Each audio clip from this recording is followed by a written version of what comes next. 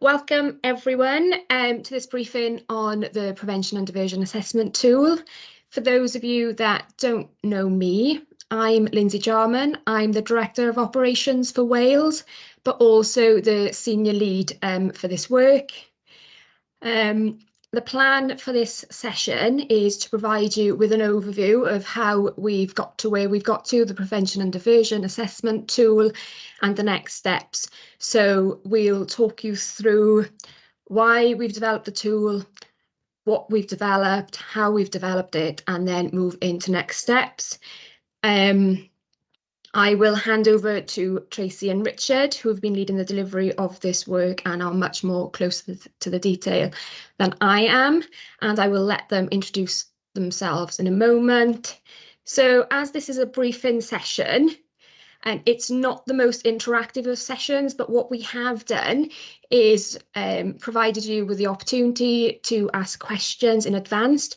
What we have sought to do is respond directly to those questions within this briefing, but we'll also build in a little bit of time towards the end to respond directly to any questions that you may have.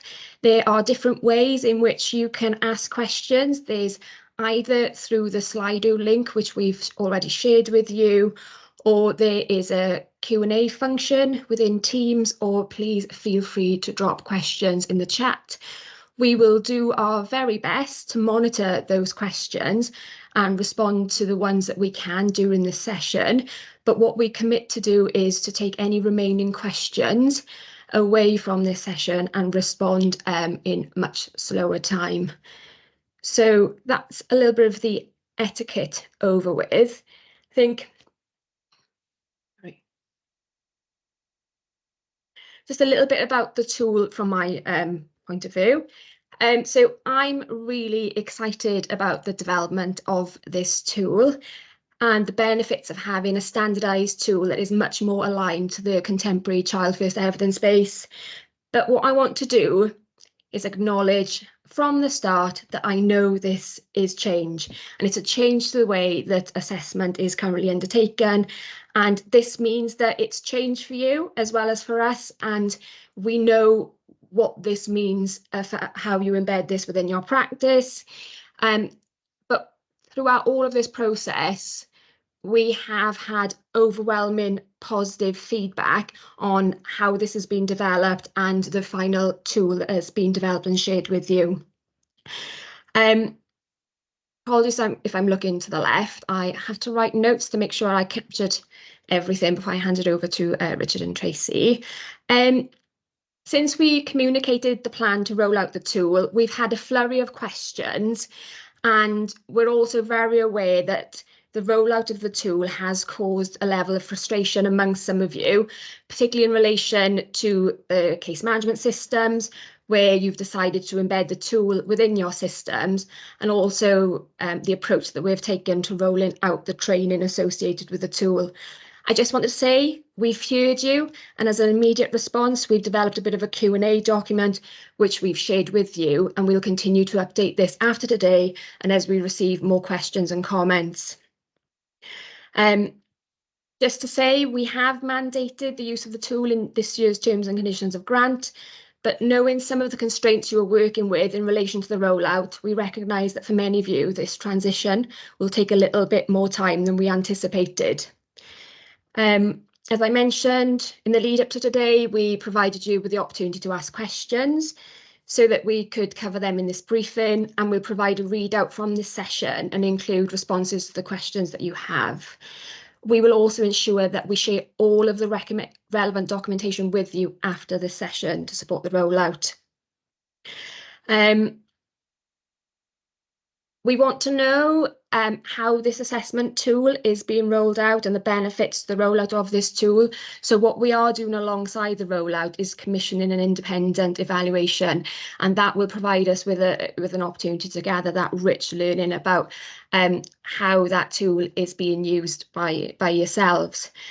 And I think lastly, but most importantly, what I want to do is to thank everyone who has contributed to the development of the tools and the materials to support the rollout, because it's absolutely been a labour of love, not just by the team within YJB in terms of its development, but also across youth justice services and the support that we've had in developing the tool and in testing it. So I just want to give a big shout out, particularly to the test sites and the early adopters, and to everyone who has supported us with this project. Just as a reminder then, we've dropped a link in the chat, which is a Slido link. So if you do have any questions, feel free to pop them on there. We will do our very best to monitor them and answer them during this session. And whatever we don't answer, we will take away and respond in slower time. So I think that's probably enough from me.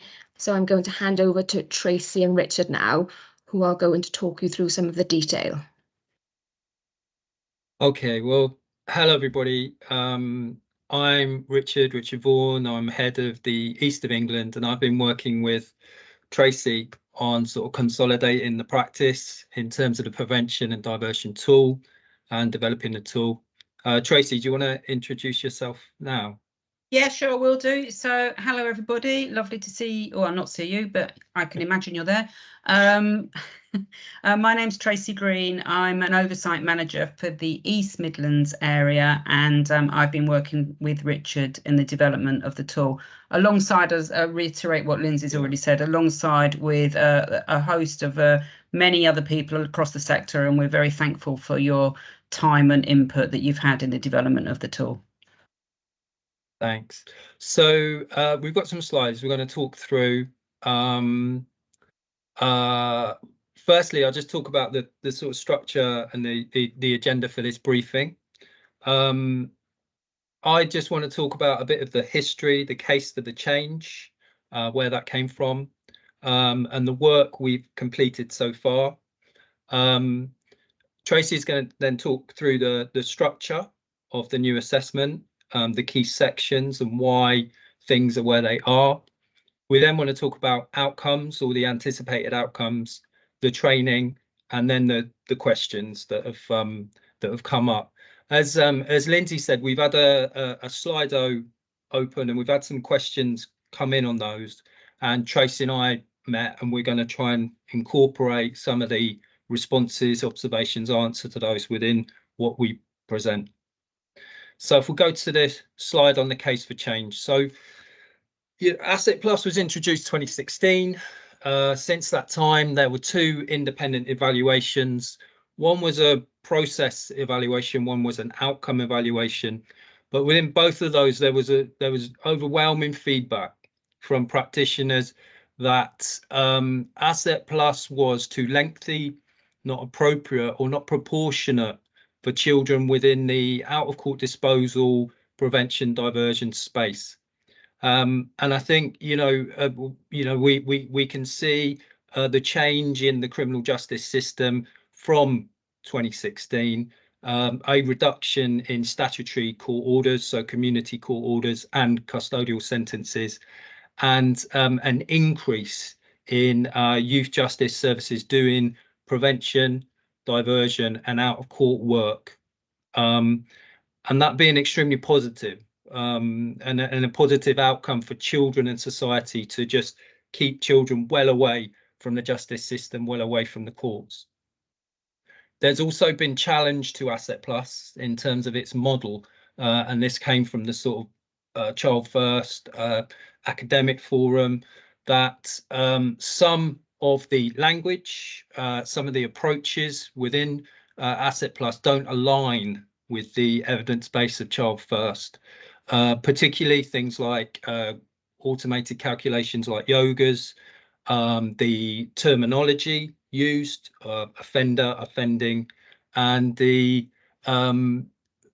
concepts of risk and the way the risk is approached in Asset Plus, particularly risk of serious harm, likelihood reoffending.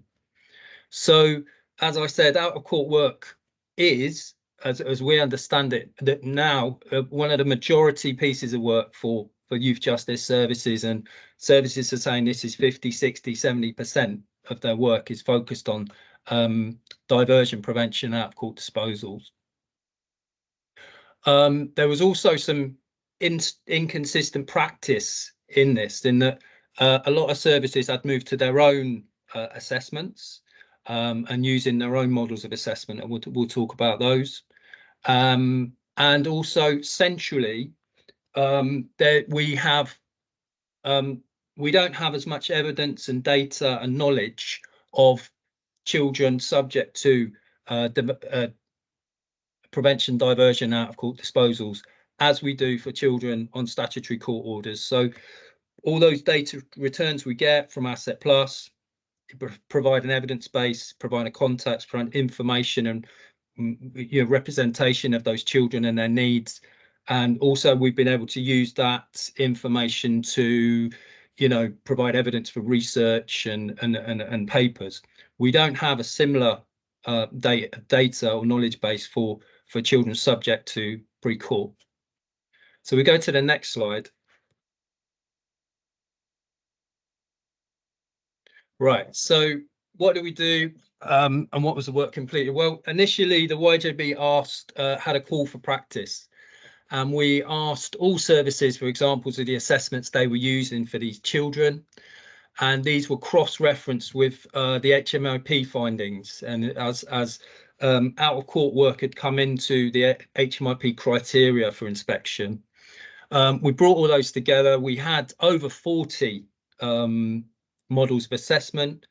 They came from different theory bases, science of safety, trauma-informed, systemic, and they were of different lengths and of different content. A lot of them used and in fact, I think all of them used the risk base of Asset Plus, but all of them were Word documents. They were based in Word on a Word template and then were stored in shared drives within the Youth Justice Service. We had input from the young people, so that's through our youth advisory network, and also the research done on what young people say about assessments and how they want them to be and how they want to see themselves in it. We ran regional workshops in England and Wales, North, South, London, the Midlands, everyone, mainly attended by practitioners and operational team managers, prevention and diversion managers. And we wanted to establish what they wanted from an assessment tool. They were asking various things. One was they wanted a simple linear tool. They also wanted a tool they could share with children. And this was a key concept in the practice we were seeing, that the assessments that were being developed to be shared. So therefore had a simpler, more straightforward approach, so they could be understood and shared with children, family and carers. They also wanted a shorter assessment. So I think the original ask was 7 pages. They also wanted management sign-off points within that assessment. And they also wanted an assessment that was embedded in the case management system. So some of the reporting, oversight and the sort of accountability that they get through Asset Plus could be had using that assessment. So a draft tool was developed, shared with all those people that attended the workshop. As has been said, we had 3 pilot sites identified who started to use the tool. They were Ealing in London, Walsall in the Midlands and Carmarthenshire in Wales. We gathered feedback from those sites, which helped to adapt and feed the tool. We also heavily used the Partners in Practice yachts, which as part of the DFE social work programme, Partners in Practice, they had been given dispensation to look at alternative assessments about 5 years ago. So we really used those sites as well, of the 3 boroughs of London, Hammersmith, Fulham, Kensington, Chelsea, Westminster, Lincolnshire and North Yorkshire as well. We also had a number of services that started to what we call early adopt. They just started to use this tool because they were looking around for tools to use for these children, and they decided they were going to use this. So we've used them for feedback as well. When we got to a final draft, this was shared with key stakeholders, the Child First board members we had at the YJB, also the Child First academic group. We've also worked really closely with HMIP to make sure that the assessment provides everything within their criteria and their methodology. We worked with Centre for Justice Innovation. We also work with colleagues in Youth Justice Policy Unit, particularly around turnaround. We also work with the trainers that are out there, so particularly Silver Bullets, who Duncan Hodgson provides a lot of training to yachts on Asset Plus, and we wanted to make sure there was consistency between the approach to risk and the model we were talking about in this assessment. The final version we have of the tool, and we had to get to a final version point, was shared with case management providers last autumn, and now they are working to embed it in CMS systems. And we also produce guidance notes, a QA tool. We also developed a training program which we've started to roll out. So we've already delivered that to the East region, and this month we're delivering to London. So I'm going to stop there, and I'm going to hand over to Tracy, who's going to talk us through the structure and some of the content of the assessment. Yeah, thank you, Richard. So I'm going to quickly just go through the structure of the new tool. Hopefully you've all seen it, so you know what this looks like. I'm going to just quickly talk you through the structure and why some of the things sit where they are, and a little bit about the theory and research behind how it is laid out. So it starts with the core information about the child, including their demographic information, family carers information, that kind of thing. And then then we move into the child's life circumstances. One of the fundamental differences in this tool compared to a lot that have previously been out there is it's very much built on the behaviour that we're concerned about being a net result or an end result of some of the life circumstances for the child and what's going on for the child. So it's not the first thing we get to when we're dealing with the child. When we start by building an understanding of how that child's their history, their current circumstances, and then we move on to the behaviour that might be concerning, because it's really putting the child first in terms of what's going on in their lives. So we ask about the child's life circumstances and what the child's family structure is. There's an opportunity to use genograms and embed those into the assessment tool, but you don't have to. You can do just narrative in terms of the family structure. And then, is there anything about the child's history that might impact on their current circumstances? So that's really thinking about the child's early trauma, and their history and what impact that has on there. We haven't used the word ACEs, bearing in mind this is all designed to be shared with the child and family. So we want the language to be supportive and kind, actually, in terms of the child, what impact that could have on the child.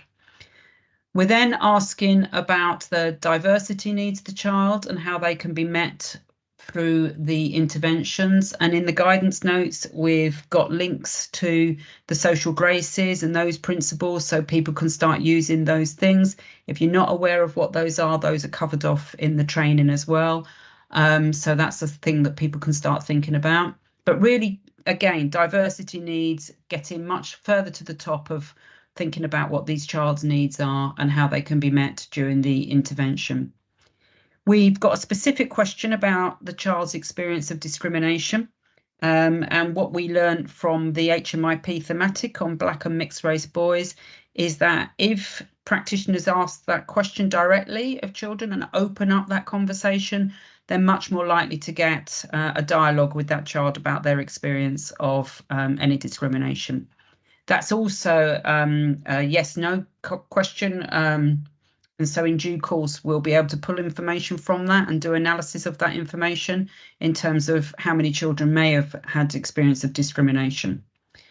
We've then got prompt questions about exploitation, association with gangs.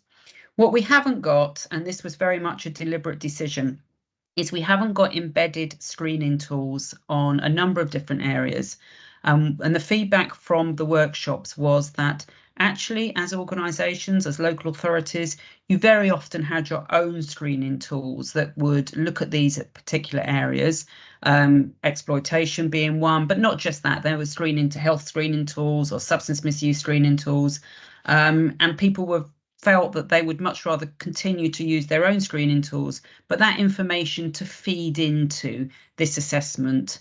And so we've followed on what the request was, that you can continue to use those screening tools, but you use that information from those screening tools and add this into the information for the assessment.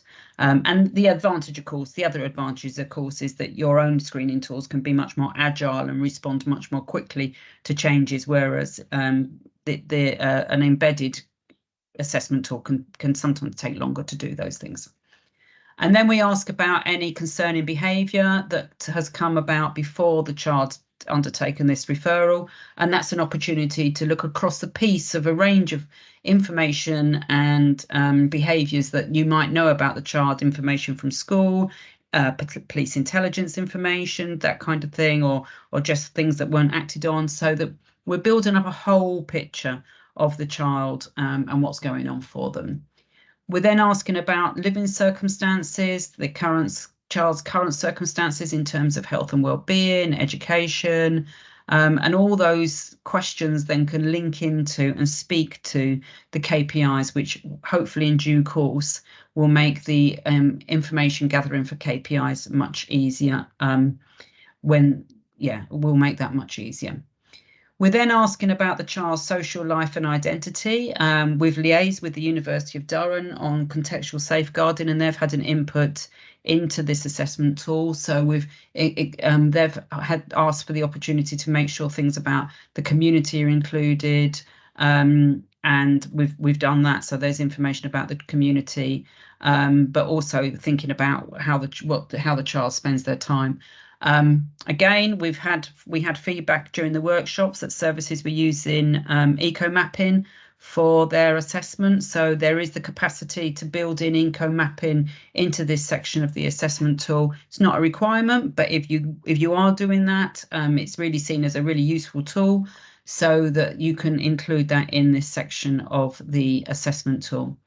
We're then asking about identity and identity shift, which is a key principle of Child First approach, and about children developing a pro-social identity. So we've got clear sections in the assessment tool on that. And again, concerns in the community that are having an impact. So again, we're talking to the concepts of contextual safeguarding and what impact that has on the child. We're also looking at strengths. So we're also looking at the child's strengths, the family's strengths and community strengths. Again, being much more aligned with the Child First tenets of being strength-based, and looking at building on the child's family and community strengths. So it's only when we've done all that, or when you're doing the assessment, when you've done all that, that you actually do start talking about the behaviour that's caused the child to be referred into the Youth Justice Service. And we've deliberately used the word behaviour because very often these children they're not formal offences. They are not recorded as offenders, and so this is why the tool is potentially suitable for diversion and prevention as well. But we very much talk about behaviour and the child's behaviour, and again, that's moving away from the labelling the child as an offender, and thinking very much about the child and who they are. We also are asking specific questions about who's been affected by this behaviour and how, and if there is an opportunity to make amends, how the child can make amends. So that's about talking to the victim as well as other people who might be indirect victims of the child's behaviour. One of the key differences in the assessment tool, well, there's a couple of key differences, is how we now assess in terms of safety and well-being for the child, safety for others, and concerns about future offending.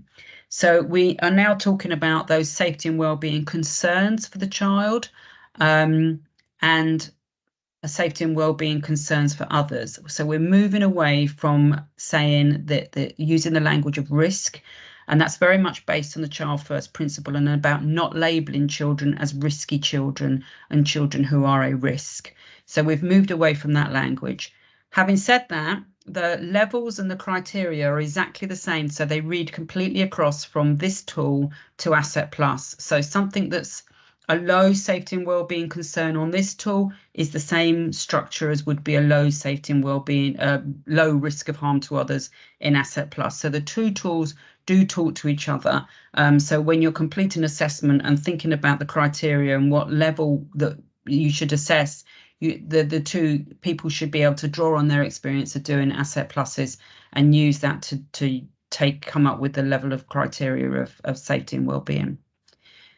We have got a section about concerns about future offending. This is very much the ask of the sector, because again, this talks to about what core work is in youth justice services.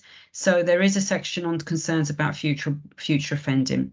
And for all of these sections, the ask in the tool is to consider the imminent, how soon it will happen, the nature of that future behaviour and the context that that behaviour will take place in. So really specifying those kind of structure and putting some structure in there in terms of thinking about why that child might be offending. Then the next section is about moving forward, again, building on strengths for the child and the family, what will help the child achieve that potential and what additional help and support the family may need to help that child achieve their potential. And then we've also got a question about what barriers or otherwise might prevent the child achieving their potential. So what a lot of the pilot sites have done and has worked well, I believe, in terms of feedback from the pilot sites, is that they've used this section of the assessment to take that forward to their decision-making panel, if they've got a decision-making panel, whether that's bureau or panel or whatever it's called. But rather than doing a separate report, sharing the assessment up until that point with their panel processes as part of the decision-making process. So then we've got a section on the plan. So it's a single plan, but it is in 4 different subparts. And one of the main reasons why we've got a separate professionals plan is it's really important that we recognise that most children are at risk of entering the criminal justice system, very often due to their unmet needs or their trauma that they might have experienced. And actually, it's not in the power of that child to address those issues. That sits with the professionals and the adults around them. So we have a professional section in the plan, which is really about holding the professionals to account in terms of meeting those child's needs. There's a section for the child in terms of what they need to do. And the contingency section, which is looking at if there's a change in circumstances, what plans need to be in place for the child, and then the exit plan. So in this assessment, it's a single linear assessment that leads to the exit plan, although practitioners should be thinking about exit planning as soon as they start working with the child, because on the whole, they're only open for a relatively short period of time. But the exit plan includes a summary of the work that's happened during the child, what's worked well, what hasn't worked well, a review of the safety and wellbeing levels, and then any future planning that we need to be thinking about in terms of reintegrating the child into community resources and engaging in further on plans after the intervention's finished with the youth justice system. So the exit plan captures everything that's gone on in the interventions. And then that it just sits at the end, but pulls on the information. So you don't need to go back and review everything in the assessment. You capture that all in the exit plan. The other thing that's in this structure that is relatively new is that at the end, there is a confidential section. And that's been very much driven and recognised as good practice in one of our partners in practice sites. That they use because the tool is designed to be shared. There's a confidential section at the end where information that can't be shared with the child is included. It is, and this has come through as a question, I'll address it now. It is staying at the end because of there is a greater risk that if it's not at the end, it accidentally gets shared with the child than it being in the end and it not being shared with the child. So it does sit at the end for that reason, but recognising there's information in there that will inform the assessment. So moving on, in terms of outcomes, where we've got to. So that was just a quick run through of the structure, and we can answer any other questions that you might have about the structure as they come through. So we've developed the new assessment tool. It's suitable for prevention and diversion cases. It does, I hope the quick run through that we've just given you there, show that it embeds the tenets of child first in practice. We've moved the language of safety and well-being for the child and others, replacing risk, but the criteria reads across as it does in Asset Plus. It meets the HMIP standards, and we've liaised with HMIP in terms of the future standards. So it also meets the future standards for the new programme when that comes in place. So the tool's been designed to share with the child and family. It can be written to the child, which is a way of writing assessments, but that is completely optional. It's entirely up to the service as an organisation in terms of whether you want to do that or not. What we know, the feedback has been that when assessments are and case recordings is written to the child is actually much able to see themselves in the assessment and really recognise themselves much more in the assessment. So it is a good practice to get into, but it's absolutely not a requirement of the new assessment tool. As Lindsay's already mentioned, we're going to undertake an independent evaluation, which will be part of the review process. And just for people to know, feedback from the pilot sites is that the tool is much quicker and easier to use than Asset Plus. And we've moved to a soft launch to give more time for training and rollout, but hopefully all services will be using it by September. As part of that, we have developed a training programme, and the training programme was developed with input from our pilot sites, from our early adopter sites and partners in practice sites. So we've worked really collaboratively with the sector to develop the training plan that we've started rolling out. The training will focus on theories of behaviour, completing assessments in a child first way, concerns about future behaviour and writing plans. The tool itself is much more simpler to use, so you don't need to spend a lot of time in training about what bit goes where and how to complete the tool. So it's really an opportunity to get a refresh on some of the theories that underpin including child first, why children get into trouble and how to help and support them moving on. So there's 2 days training per region, 2 places per service, and whoever attends the training will be expected to deliver it back into their service. And then we'll be offering follow-up sessions and mop-up sessions as we move forward. We are completely aware that some of you have got training quite late in this training schedule. Me and Richard are looking at dates as we speak to look at if we can put in some earlier dates for some of the areas that have got their training quite late. So watch this space. We'll be coming back to you with some potential new dates so that we can get that training done a little bit quicker or earlier, but with more mop-up sessions. So that's a run through of where I'm at. Please use questions in the Slido and we'll start looking and answering questions in a moment as they come through. And then just to follow up, we will be sharing the recording on the YouTube channel and the materials that I've already mentioned, the guidance notes, the quality assurance document will be going on the resource hub very, very soon. We hope by the end of the day today, so keep your eye on that. So they will be being uploaded onto the resource hub. We will be answering all the questions that come in and feeding that back out to you in due course. So we're keeping the Slido open for a little while after today's session.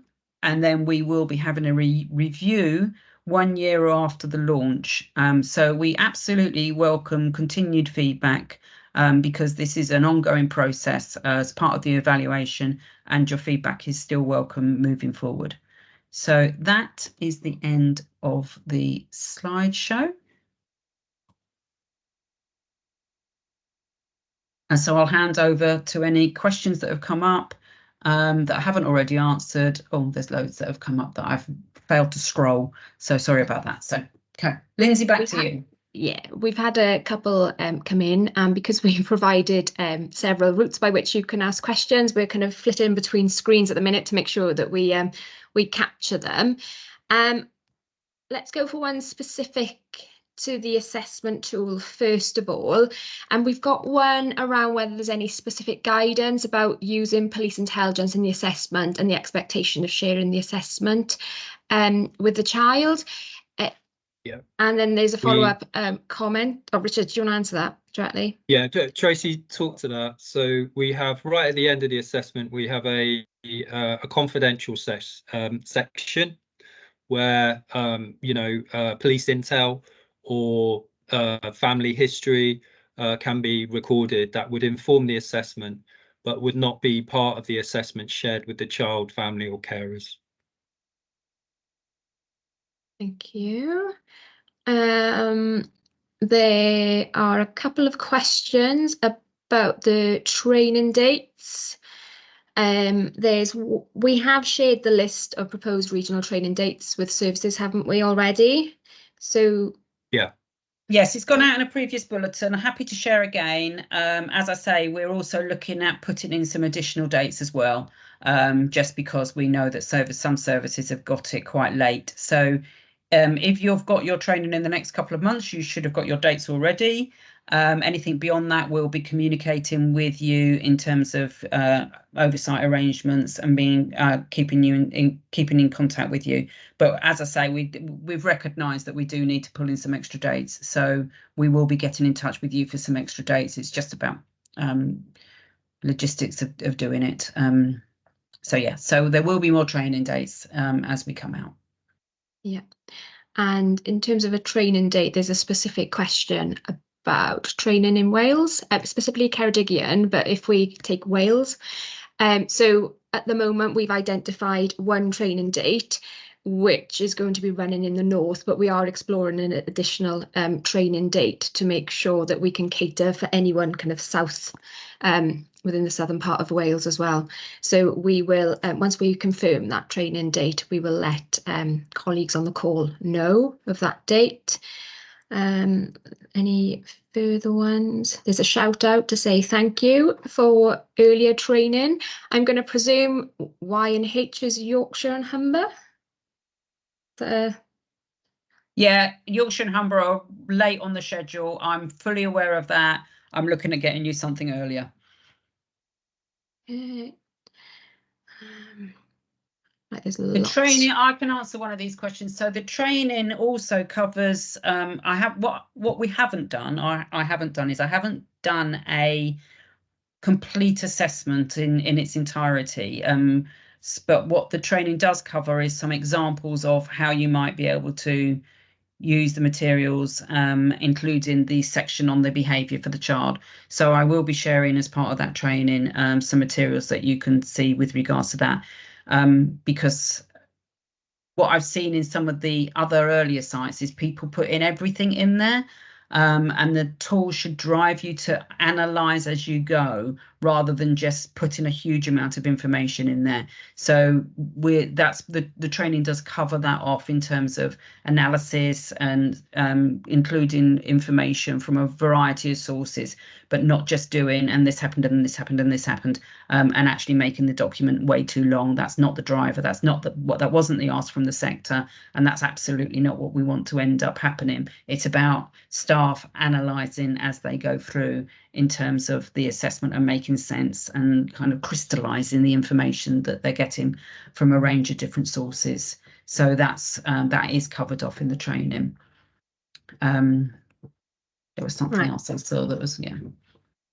I'm struggling with the use of acronyms as well, so please bear with. Will all the information from the assessment tool be pulled through to Asset Plus should the child reoffend?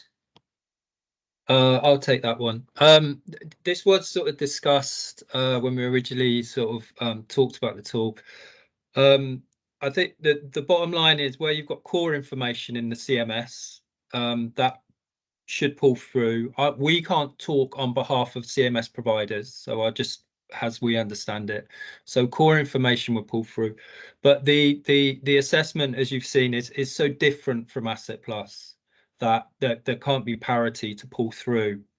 However, we, you know, I think we need to acknowledge that, you know, for over 80% of the children who come into contact with youth justice in prevention, diversion, out of court do not reoffend.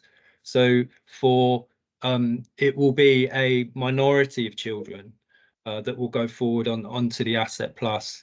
So at the moment there might be some pull through, but it won't be to the level of the assessment is so different. I don't think the functionality could do that. Okay. So I can pick up the one about, so the tool is designed to be, you can save the tool as a PDF document. So that was one of the asks of when it sits in the case management systems. It can be saved as a PDF document, so that it makes it much easier to share with child and family. But also it makes it much easier to upload onto your partner's databases if that's something you want to do. So you should be able to upload the tool onto Mosaic or whatever your child's social care case recording is. So it will be able to be saved as a PDF document. There was also a question about, I just saw one about the Q&A tool. So the Q&A tool is absolutely optional. There is no requirement to use the Q&A tool at all. I am aware it's a very large document, but people can slim that down. It's a Word document, so you can kind of cut and paste it as you wish. No requirement to use it, but actually it was felt it would be useful to have quite a lot of the prompts in the Q&A tool about what is required in the sections of the assessment tool there. So practitioners in their early, as they're getting around to using the tool, they can use it as a prompt document as well. But it's entirely optional, no expectation to use it. It's been developed for you to use if you want to. If I could just come back about the pull through, someone's just confirmed CFI said it. What CACI have said it won't pull through. It'd be a standalone assessment.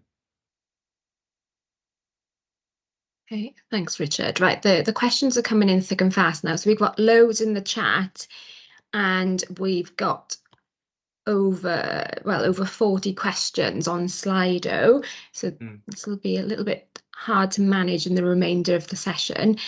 So we will take all of these away and respond to them in slower time and group them by the theme of the question they fall within. One of the questions that stands out, which I would like to directly respond to, if I scroll back up, so there is a question about who will cover the costs of upgrades to the case management systems for the tool to be embedded within that system. So from our perspective, we are mandating the use of the tool, and we have made that tool available as a Word document. The decision rests with yourselves about whether you integrate that tool within your case management systems, as you have local contractual arrangements with your case management suppliers. So that's up to you to progress those conversations with your suppliers. I know that's probably not the response that you want to hear, but that's where we are in terms of the rollout of the tool. We have made the tool available both to yourselves and the CMS suppliers. What we have also done with the CMS suppliers is set out some high-level requirements for the functionality of case management systems, which we are yet to share with yourselves. So what we will do after this call is commit to actually sharing those requirements with you, so you can have those conversations with your case management suppliers. The other question then I wanted to pick up on, and I don't know whether I'll be able to quickly find it. So there's a question on Slido that says, we are slightly unclear about how the soft launch and training dates are being scheduled and what the expectations are in terms of when we start the tool. So part of the reason we've approached it as a soft launch is because we were very aware of some of the constraints that you're all facing in terms of being able to use that tool. Some of you have taken the decision to integrate the tool within their case management systems. That will undoubtedly take time. So what we've said is that we are setting an expectation that services are using the tool by around September time, and anyone who's not using the tool after that time, we will take on a case-by-case discussion, and we will have those discussions individually with yourselves. Richard, Tracy, are there any others that stand out that you think we absolutely need to address here? I can. There's a couple about the training. So there's one about, can someone from South Wales go to Bath? Yes. Although I think it's much nicer, it's something to me. There is a richness about doing it in your region and meeting with people in your region. But the date for the South Wales will, I've got them and we just confirmed them in venue, which is likely to be Swansea. So hopefully that will work better for you. There's a question about whether the training can be delivered online. We're not doing it online, we're doing it in real life. It is a very interactive training program, and it just wouldn't work as an online experience in terms of the material, just the way the training works. It's very interactive and designed that way. So yes, it's going to be delivered in real life as part of that. I saw another one that I could knock off fairly quickly. So the other thing is, this is an assessment tool, not an interview tool. So the questions are there to encapsulate the information that you get from the child, but how you get those answers to those questions is very much based on your skills or your practitioner's skills in terms of engaging with that child and the family and what's going on for them. So there's, for example, there's questions about does the child have access to the internet and how do they use it? I wouldn't ask that. I wouldn't expect that question to be asked in that way. I would expect a question to be asked about what kind of apps the child might be using, and that can lead to a really lovely conversation about how that child can stay safe. And one of the question about the internet was driven from an HMIP inspection to post-COVID, which was finding that lots of children were missing out on kind of remote learning because they didn't have access to the internet. But that was the driver for the question. But actually, from our pilot sites, from our early adopter sites, what they've fed back to us is it really can enable the start of a really meaningful conversation with the child about, so they're on TikTok, so how are they keeping themselves safe, and are they putting themselves at risk, and just what's their profile like in terms of that. So the answer to the question is you ask the questions in the way that engages the child to the best and the family to the best of your abilities, and you encapsulate that information in the assessment tool. It's not an interview tool, it's an assessment tool. So you can ask questions in a way that works for you and the child, and you can use additional tools to ask those questions. So, you can use kind of cartooning, or you can use mapping, or you can use, any kind of additional tools or resources that you might want to answer those questions. And then it's about crystallizing and analyzing the information that you get from that child and family and including that information in the assessment tool. That was probably longer than it needed to be, so sorry. Thanks, Tracy. And it's probably worth, there's a question that keeps repeating around how long does it take to complete the assessment tool, and what is the timescale for completing the assessment tool? Well, I'll take those. The youth assessment, doesn't set a standard for the timescale of completing the assessment. The wording within case management guidance and the wording within HMIP is in a timely manner. So I suppose one of the things the observations we had was that the delivery of prevention, diversion, out of court is very different in different areas.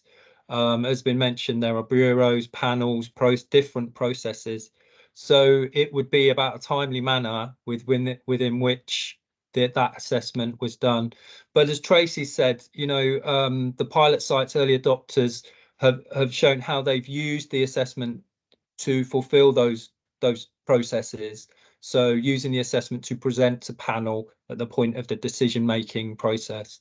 In terms of how long it takes, I mean, there's a discussion here, and I think there was some feedback from other youth justice services.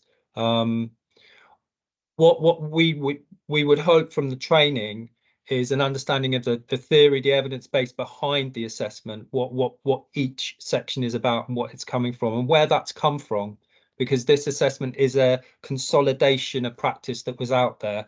This wasn't an assessment that we commissioned to create. We took the good practice that was out there and have brought it together. In terms of timescale, you know, it has to fit with local processes. Thanks, Richard. And this question has come up a couple of times. Through the training, will there be an opportunity to see a best practice assessment? So I think I've already answered that, because I think I said no. We've talked about it lots as well. Okay, yeah. So I've said no. I've said no. What there is in the training is there is a behaviour analysis in as an example of practice. So there's 3 examples of behaviour analysis. But what I haven't done is I haven't created a full assessment of a child from start to finish. And then part of the training is going to be using the cases that we have developed and creating plans for them moving forward. And I deliberately haven't done that because that wasn't asked from the very early on, and it wasn't being deliberately difficult. But actually, what I've seen when that's happened in practice is that suddenly you get that the same sentences from that child appearing in all sorts of other assessments as people cut and copy and paste it into different assessment tools. And each child is unique. So each child should have their own narrative and their own story. So given an example of one child will only give you an example of one child. And it's really about the skills of the practitioner to develop a comprehensive assessment for each child as they come across. Having said all that, the training does include examples of offending behaviour and safety and wellbeing concerns and so forth. So, and also there's some examples about how to write to the child and those kind of things. So it's a mixed economy. So there is some examples of that, but on the whole, there isn't, in terms of, you know, creating a child as this child attends education and does this and those. But it does have the behaviour section in there. Thank you. And owing to the fact that the training programme is going to be rolled out over the next couple of months, are we in a position to be able to share any of the materials sooner with services who are going to be having the training later on? Sorry, repeat that again. I got distracted by looking in the chat. Sorry. So some of the examples that you've just described in terms of completing some of the sections, are we going to be able to share some of those sooner than some of the training sessions that are running, because some services are receiving the training much later down the line? I'm going to try and get some training in earlier.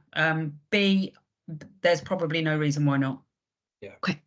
I'd say that. I mean, they can have a training part. There's some comments in the chat, you know, have people used without having the training first? Yes, all the early adopters, all the pilots use this assessment without any of this training from us. So, you know, the training has to complement the local kind of assessment training that you have, whether that be, you know, however that is based within children's services or safeguarding or however it is. So the answer would be yes. All those other services we work with have started using this assessment, and they didn't receive training from us.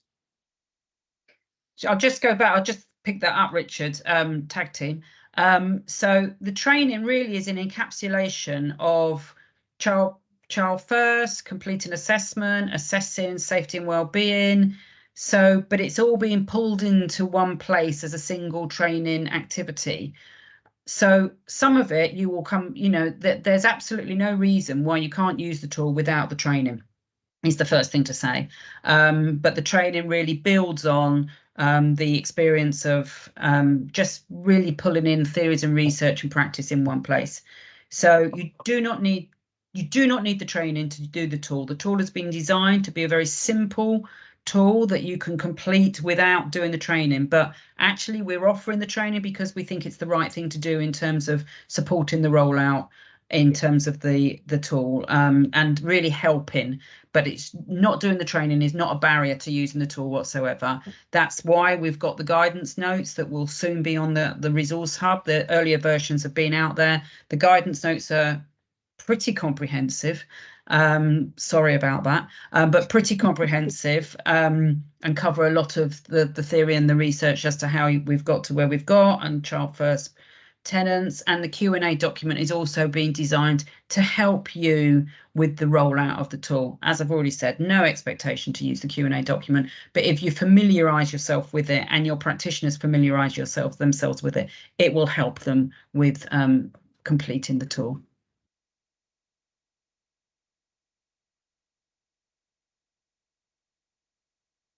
Lindsay, you're on mute. There we go. Thank you for prompting me on that. So we're nearing the end of this session. So in terms of next steps from us, what we will do is to commit to resharing the list of training dates with you to make sure that you all have them.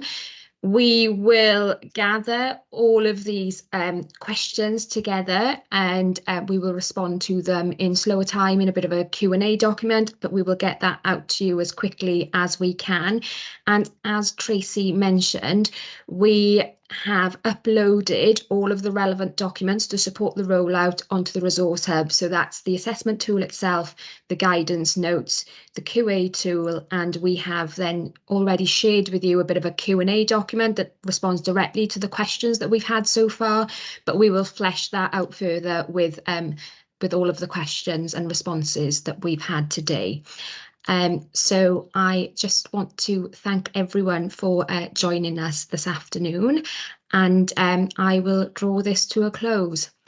Thank you, everyone. Bye. Thank you. Bye-bye. Thank you very much. Bye-bye.